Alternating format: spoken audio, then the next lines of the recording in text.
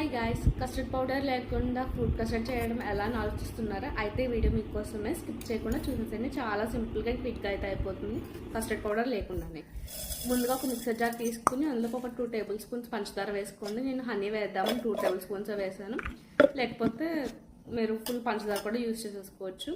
And ఒక పిడుగుడు జీడిపప్పు, 2 ఇలాచీ కూడా అందులోనే యాడ్ చేసుకుని మిక్సీ పట్టేసుకోవాలన్నమాట. తర్వాత ఒక ½ టీ స్పూన్ వరకు వెనిలా ఎసెన్స్ వేసుకుని ఇంకొక పల్స్ ఇచ్చుకుంటే సరిపోతుంది. పక్కన పెట్టేసి నేనైతే ఆవు పాలు యూజ్ చేశాను.